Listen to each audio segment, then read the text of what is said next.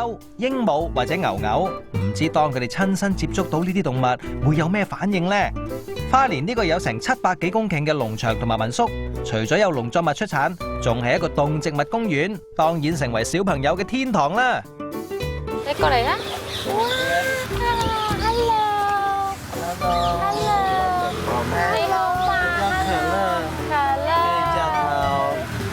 樂，你摸下佢啊，摸摸試下。輕輕的，輕輕的，輕輕的摸。好氣勢力㗎，慢慢，要慢慢㗎，知唔知啊？你家姐試唔試下摸摸？你摸下佢啦。他要咬你的話，你也不要說太快，他會覺得你好像很怕他，他就會跟你玩。哦，對啊。你好唔好？好。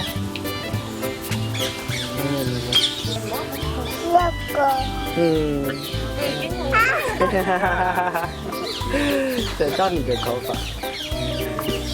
慢慢的摸，他就比較不會要咬人啊。過來，最快了。家姐有好嗎？動作慢啲，好似我媽咪一齊。媽咪有咩？你不是會講話嗎？啊，講話。係啦，好似隻馬仔咁，叮叮咁妹都冇。好啦，拜拜啊，你問佢啦，姐姐，你問佢啦，好啦，拜拜。好啦。喺呢度仲有另一種小動物，就算幾鐵石心腸嘅人見到都一定俾佢哋融化晒嘅，佢哋就係小浣熊啦。其實知道小朋友一路都好中意小動物嘅，譬如阿妹妹會特別中意狗啊，家姐會中意貓嘅。但係真係自己一個人湊嘅時候咧，其實我對住小朋友我自己就真係主力湊小朋友多啦。咁我覺得如果第時佢哋有能力去到自己會同我一齊照顧嘅時候咧，我都會同佢一齊養一隻動物嘅，因為我都想俾佢學識照顧啊，嗰個責任啊。要錫佢愛佢啊！對於其他嘅生命點樣尊重啊呢一樣嘢咯，咁樣。不過都要等佢哋大少少先嘅。妹妹，你中唔中意浣熊啊？中意。你覺得佢似乜嘢啊？我覺得佢似紅啤啤。紅啤啤係咪好得意啊？佢哋真係。係。你中意邊隻啊？你中意白色㗎？我中意白色。啡色㗎？白色。啡色定白色啊？白色。啊？白色。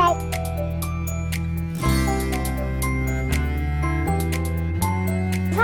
你睇下嗰度有馬騮啊女，阿妹似唔似你平時啊攬住係你阿媽？女啊，你見唔見到嗰度有隻白色嘅馬騮啊？見到。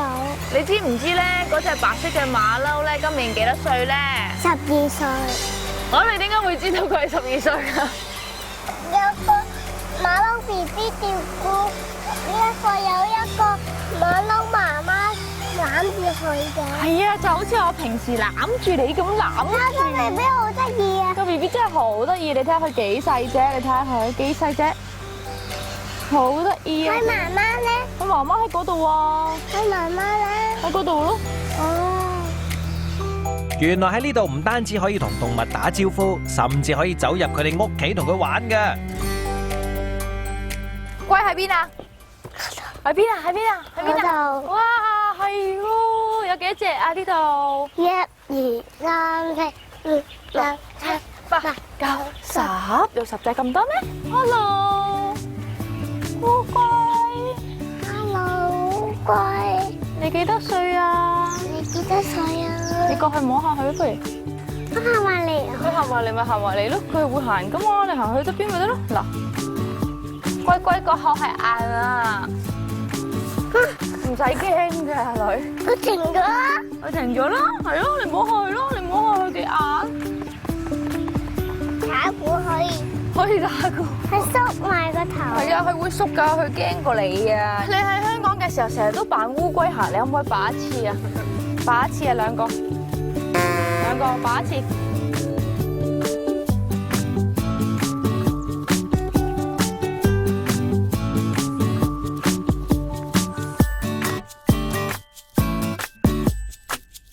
因為我哋屋企樓下有個人養咁大隻龜嘅，放去散步㗎，佢哋有見過有中意㗎，日日都話不如我哋去嗰度揾下隻龜喺咪度啊，今日咁咯。所以你見佢哋對於烏龜，佢哋其實好多嘢喺香港會扮烏龜行啊，見完之後都會覺得佢哋好願意去接觸個大自然嘅即係其他嘅生命咯。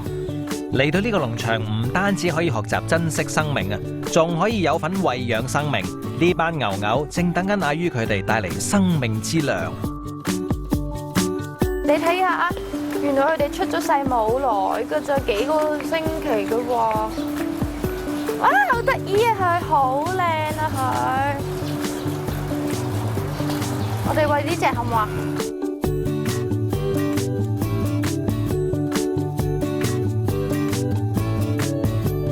好快食完啦！你睇下，如果我個女嗰陣時餵奶咁快食完就好啦。我記得阿妹食奶嘅時候食咗好耐啊。跟住見到佢哋咁細個咧，咁 BB 咧，就會諗翻自己咧餵奶嘅日子咯。除咗動物，呢度一望無際嘅草地同埋花園，一樣令到小朋友嘅快樂指數推到極點。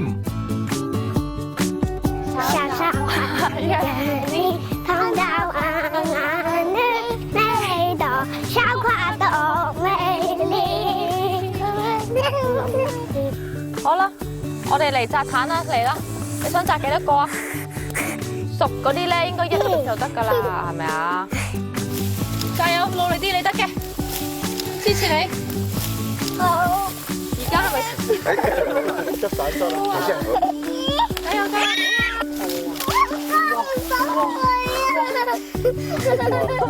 做得好。食咗個橙咩色㗎？我想係甜啲嘅喎。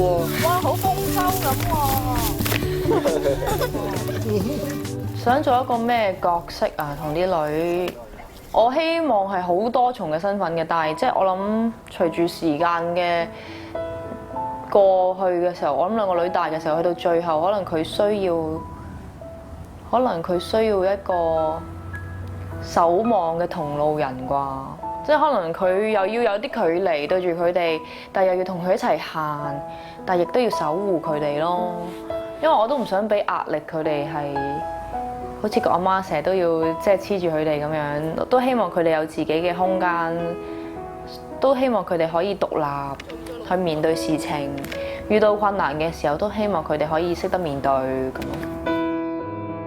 無論將來阿於想扮演女兒嘅乜嘢角色，呢一刻佢要飾演住水泡同埋救生員先，因為佢哋一家人已經嚟到花蓮著名嘅溫泉勝地瑞水鄉呢一度，第一次享受親子溫泉。行唔行？家姐，你等我，唔好用你企嗰度。呢流水啊！見到佢話：我唔游水啊！我唔游水。鹹水。係啊，鹹嘅。溫泉可以令人消除疲勞、舒減壓力，唔知對阿於嚟講，要養育兩位小公主，又會唔會有好大壓力要疏解一下呢？咁啊係，我係兩邊去 switch 嘅喎，即係譬如可能湊住女嘅時候咧，湊多幾日嘅時候就覺得啊，我需要工作嚟減下壓啦，即係減下做阿媽咪嘅壓，因為有陣時做嘢係即係我自己一個人做噶嘛，咁我就好 enjoy 一個人嘅時候，咁但係當我做佢可能連續做嘢一排，我就好需要我要去湊下女嚟減壓啦，因為湊女嘅時候就真係冇乜諗工作嘅嘢，可能就會望住佢哋一啲好笑嘅一啲行為啊，其實佢哋係令我有陣時會忘記好多煩惱嘅嘢嚟咁，望住佢哋笑。呢一刻幾大壓力都好，阿於可以輕鬆咁同女女一齊浸溫泉，享受佢哋之間嘅親密時刻。最親密嘅 moment 咪，我覺得係瞓覺嘅時候咯，兩個女都會好主動咁樣。呢個就瞓喺我心口，即係肚啊心口，另一個就瞓喺我大髀㗎啦。阿妹好得意嘅，阿妹係一個好識得表達自己嘅小朋友嚟㗎。阿妹會無啦啦咧就會走嚟同我講，同我媽咪講媽咪 I love you too 㗎啦，係啦，唔知點解佢會自己講 I love you too。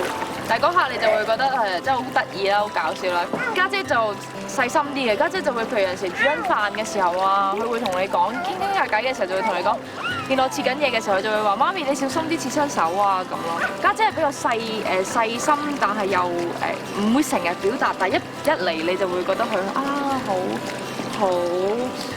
好 sweet 嘅。你見佢而家其實佢哋有佢哋自己嘅密偈傾，我都唔會知嘅。之前可能有啲唱歌咪捏住大家個鼻嗰啲，我都唔知佢原來平時有啲玩法嘅。冇。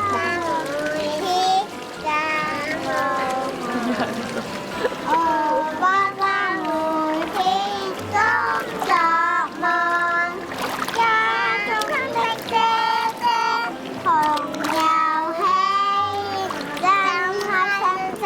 開心也妹妹。哦，有妹妹啦。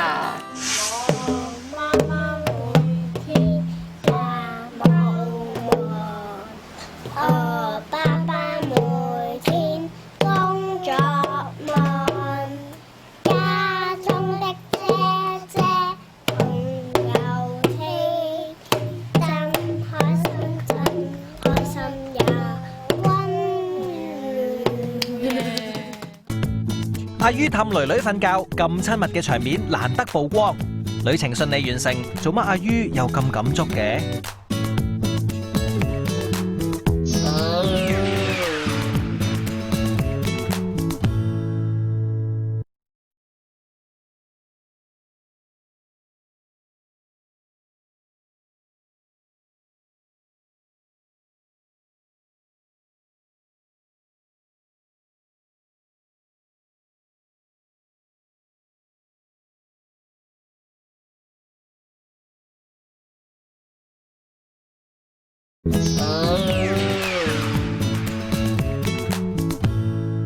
呢度有咩出名㗎？呢度牛肉煎打麵得一樣咋，仲有冇啊？仲有㗎，例如咧，雞蛋麵同埋公仔麵同埋因底麵咯。快啲單嚟啊！你張單喺邊啊？呢度唔知陣時都應該煮好啦係啊， ，15分鐘咁快過啦。係啊，咁快過。點解佢有我冇嘅？因為你個個拎走咗喺廁所咯。啊！我以後都唔嚟呢間餐廳啦。我以後都唔煮飯俾你食。咁他食咯，我煮俾你食，我唔煮俾你食。一講起糖，小朋友自然為之瘋狂啦。花蓮呢度以前真係一個做糖工廠嚟㗎，經歷過戰爭同埋易主，今日化身為一個俾親子休閒玩樂嘅地方。糖呢就未有得食住啦，但係隻牛牛話想送一份重口味嘅見面禮俾信希同埋愛希，大家請將焦點集中喺牛牛身上。同馬車啦！哇！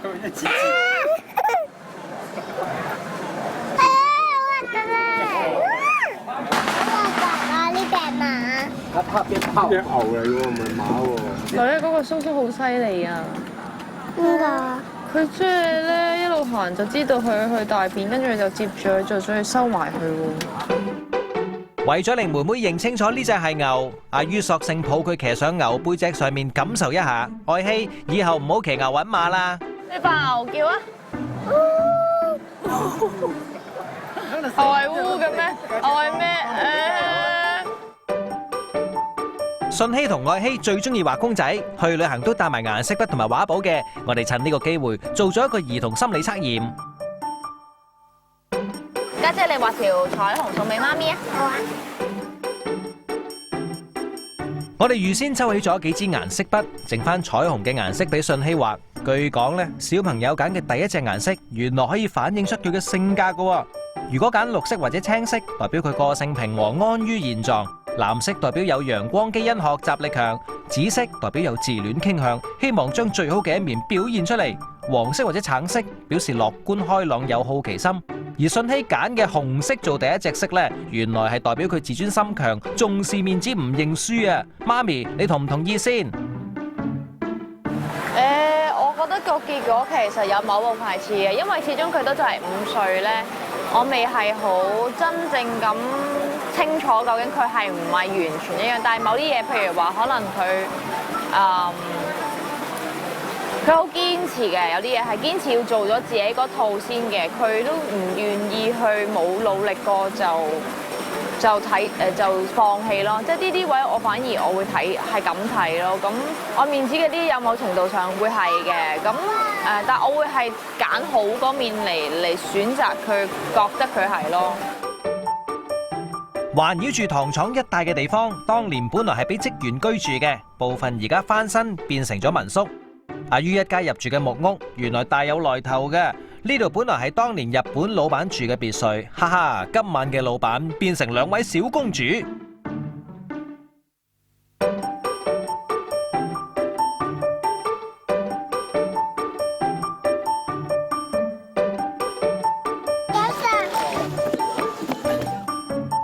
經過咗1個星期緊湊嘅旅程，信希、愛希都有啲攰啦。全程侍候2位寶貝嘅阿於更加不在話下。好啦，喺度好好瞓一覺，聽朝要返香港啦。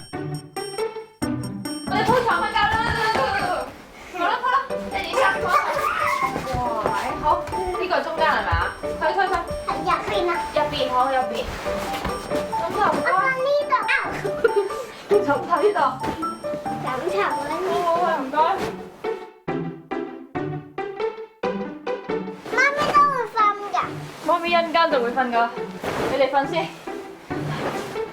好啦，你瞓覺未？瞓覺。瞓覺幾時又要做咩？刷咗牙啦。不如咁啦，講故事啦。喺好耐之前，有3隻小豬。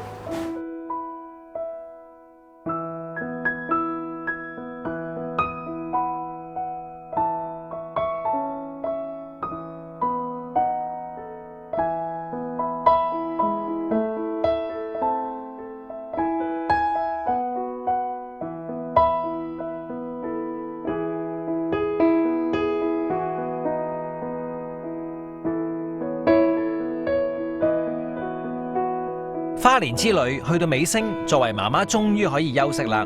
而作為2個囡囡終身嘅同行者，媽咪嘅路仲有一大段等住要行落去。我對佢哋嘅期望係咧，希望佢哋可以做自己啦，希望俾一個快樂嘅童年佢哋，然後等佢哋成長做到佢哋自己。因為原來每一樣嘢，即係可能我哋都唔識做阿媽噶嘛，咁都係邊學邊做啦。咁但係就希望可以同佢哋，希望俾個開心嘅童年，然後陪住佢哋成長之後，將來佢哋就好開心咁做自己啦。因為發覺人生裏邊其實如果唔開心咁去生活，唔中意自己嘅工作，唔中意自己生活，其實就好白費㗎啦啲時間咁咯。對你嚟講，2個女係幾重要咧？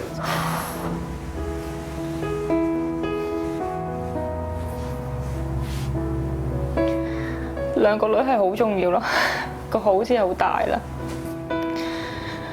大到我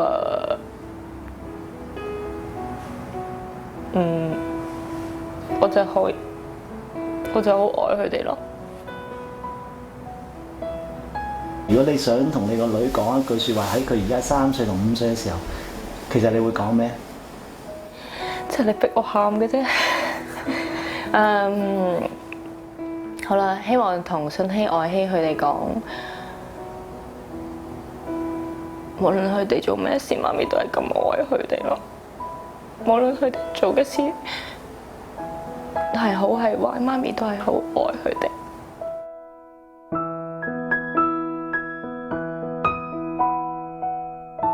其實唔使阿於講出口，我哋喺旅程中已經睇到佢對囡囡嘅一份愛，既呵護又嚴厲，係冇辦法用筆墨嚟形容嘅。而相信令阿於最窩心嘅係信希同愛希經歷過好多個第一次之後，好似都長大起上嚟，甚至可以自己同當地人溝通。臨返香港之前，囡囡仲親手畫咗幾幅畫俾每一位工作人員。今次嘅花蓮之旅，佢哋3個各自有豐富嘅收穫。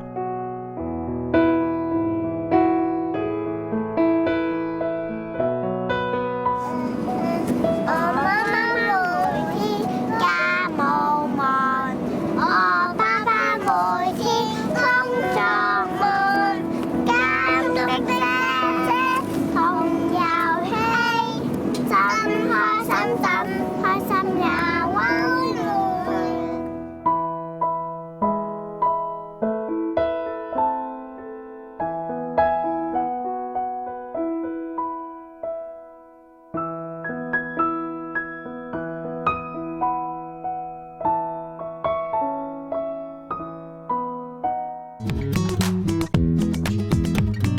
下一集高浩正會自己一個湊住3歲大嘅囡囡 Momo 去到高雄墾丁玩啊！